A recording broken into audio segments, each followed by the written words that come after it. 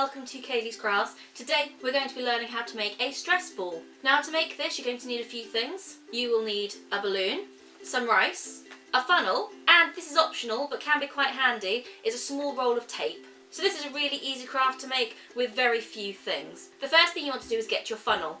Now for those of you who don't have a funnel at home, you can use a measuring jug, or here's a little trick that I've got. Take one of these see-through wallets and a pair of scissors. Make sure the open bit is at the top and cut one of the closed off corners, only a small hole, so you're left with something that looks a little bit like this. Now make sure you close that hole, open up the top, and now if you pour your rice in, you've made your own funnel. So you take your balloon and you want to stretch open the opening.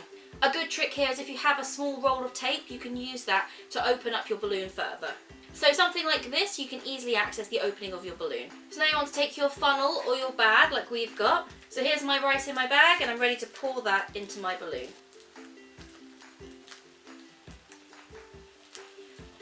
So make sure you pour very slowly at first. You may find that some of the rice gets stuck in the neck, so just give it a little shake and pull some of the rice down, because what you want to do is you want to fill the body of the balloon and you want to make sure it's full only up to the bottom of the neck. You can always just push the rice right down there. Okay, so that's feeling quite good, but it is up the neck here. So what we want to do very carefully is take the roll of tape out and we're going to slowly wiggle the rice down into the balloon. So we're left with our balloon full of rice. So now I find it's quite good if you just bang it on the table. There we go. So massage the rice until you make sure that all of the rice is definitely in the body of the balloon and not in the neck. And what you need to do is just tie a knot in the neck of your balloon. Now the trick here is to not overfill your balloon. If you overfill it with too much rice, it will be more likely to burst. And there you go, a very easy stress ball.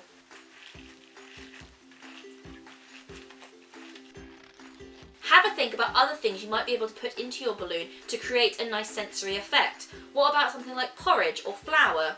Let us know what you would use in your balloon in the comments below. We hope you enjoyed watching today's video, and if you did make your stress ball along with us at home, please do share it on social media, tagging Creative Eye and Norden Farm using that hashtag Kayleigh's Crafts. Stay crafty and we'll see you next time.